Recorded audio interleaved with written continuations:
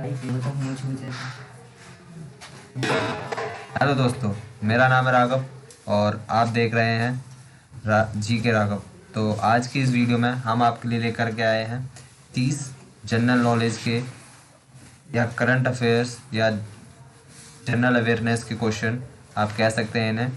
तो ये हैं जो मार्च से लेकर के आपके सितंबर 2020 तक या अगस्त 2020 तक के जो करंट अफेयर्स है या जनरल नॉलेज है वो मैं आपके लिए आज लेकर के आया हूँ। तो इसका जो डिस्क्रिप्शन बॉक्स आप चेक करेंगे तो इसकी पीडीएफ आपको वहाँ पर मिल जाएगी। आप वहाँ पर जा कर के ये 30 क्वेश्चन की पीडीएफ डाउनलोड कर सकते हैं।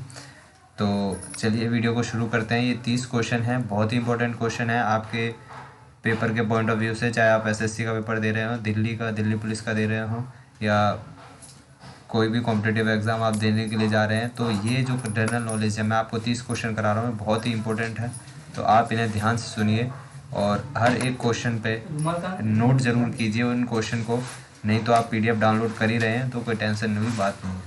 फर्स्ट क्वेश्चन की बात करते हैं। फर्स्ट क्वेश्चन है आपका, विश्व बैंक की ease of doing business report 2020 में 190 देशों के बीच भारत कौन से स्थान पर है? तो जो भारत का स्थान है वो 63वां स्थान है ease of doing business report में। सेकंड क्वेश्चन की बात करते हैं। टेस्ट और एक दिवसीय अंतर्राष्ट्रीय डेब्यू दोनों पर शतक बनाने वाले पहले बल्लेबाज कौन बना है?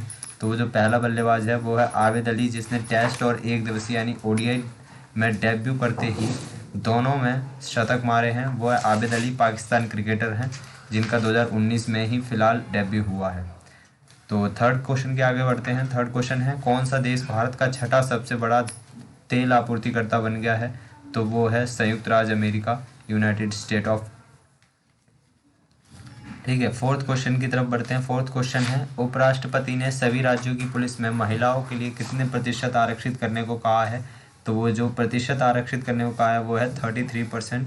ठीक है, नेक्स्ट क्वेश्चन, फिफ्थ क्वेश्चन पे बढ़ते हैं। फिफ्थ क्वेश्चन है आपका, international T day celebrated on, यानी अंतर्राष्ट्रीय चाय दिवस कब मनाया जाता है? तो अंतर्राष्ट्रीय चाय दिवस आपका जो मनाया जाता है वो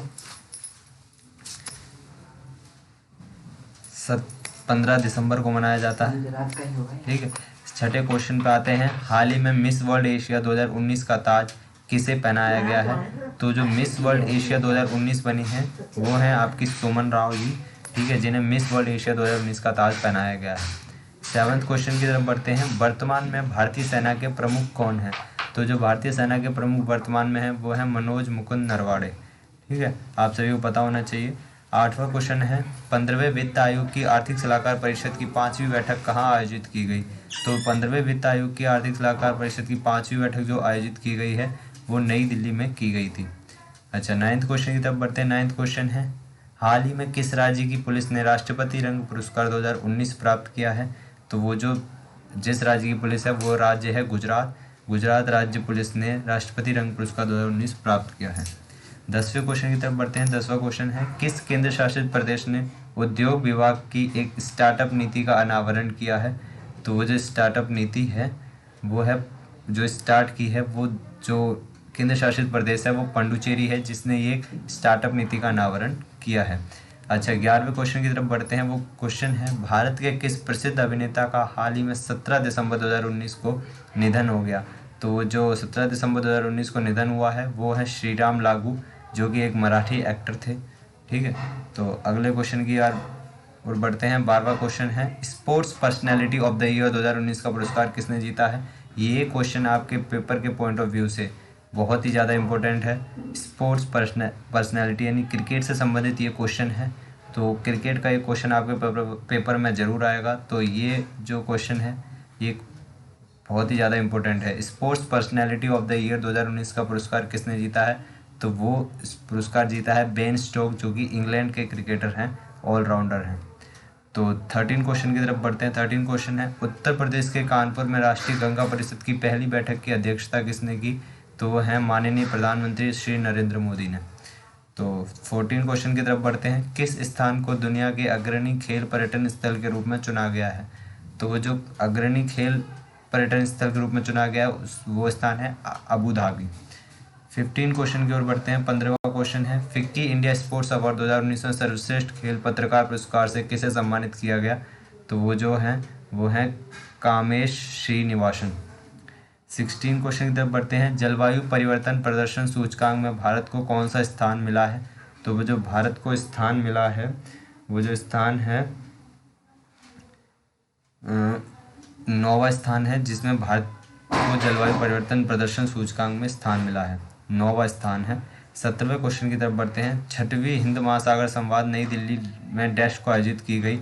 तो वो जो डैश को आयोजित की गई वो 13 दिसंबर को आयोजित की गई थी। 18वां बढ़ते हैं। तीसरा भारत ऑस्ट्रेलिया सचिव स्तर यानी इंडिया ऑस्ट्रेलिया सेक्रेटरी लेवल 2+2 जो संवाद है वो कहाँ आयोजित किया गया? तो जो आयोजित किया गया वो नई दिल्ली में आयोजित किया गया था। 19वें की क्वेश्चन तक बढ़ते हैं। निम्नलिखित में किसे केंद्रीय गृह मंत्रालय में वरिष्ठ सुरक्षा का सलाहकार के रूप में नियुक्त किया गया है? तो वरिष्ठ सुरक्षा सलाहकार के रूप में जो नियुक्त किया गया है वो किया गया है के विजय कुमार को। ठीक है। 20वें क्वेश्चन की तरफ बढ़ते हैं।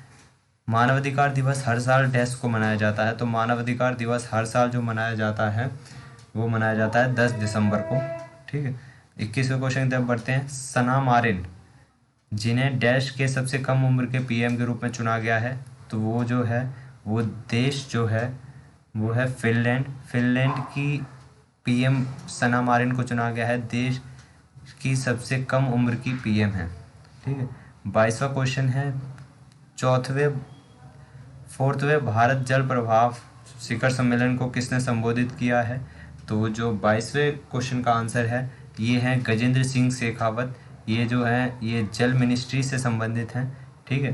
तो 23वें क्वेश्चन की तरफ बढ़ते हैं। 23वां क्वेश्चन है। भारत यूरोपीय शिखर सम्मेलन 2020 किस देश में आयोजित किया जाना है? तो वो जो भारत यूरोपीय शिखर सम्मेलन आयोजित किया जाना है वो ब्रुसेल्स में किया जाना है। और आप देख रहे होंगे कि ऑप्शन में ब्रुसेल्स नहीं है, क्योंकि ब्रुसेल्स बेल्जियम की कैपिटल है, तो ऑप्शन में आपको बेल्जियम दिया गया है। तो 23वें क्वेश्चन का आंसर है बेल्जियम। ठीक है। 24th क्वेश्चन पे आते हैं। World soil day was observed on यानी विश्व मृदा दिवस डैश को मनाया जाता है? तो विश्व मृदा दिवस 5 दिसंबर को मनाया जाता है। ठीक है। 25वें क्वेश्चन की तरफ बढ़ते हैं। हाल ही में डॉर्नियर सर्वेलेंस विमान उड़ाने वाली भारतीय नौसेना की पहली महिला कौन बनी है? तो वो जो पहली महिला बनी है वो है शिवांगी सिंह। ठीक है। अगले क्वेश्चन पे आते हैं। 26 नेशनल स्टॉक एक्सचेंज के नए अध्यक्ष के रूप में किसने कार्यभार संभाला है? तो जो कार्यभार संभाला है वो है गिरीश चंद्र चतुर्वेदी, जो कि नेशनल स्टॉक एक्सचेंज के नए अध्यक्ष बनाए गए हैं। 27वां क्वेश्चन है। कौन सा टेनिस खिलाड़ी स्विट्जरलैंड का पहला जीवित व्यक्ति बन गया है जिसके सम्मान में एक सिक्का रखा गया है? तो वो जो है महान टेनिस खिलाड़ी हैं रोजर फेडरर, जो कि स्विट्जरलैंड के एक टेनिस खिलाड़ी हैं। ठीक है।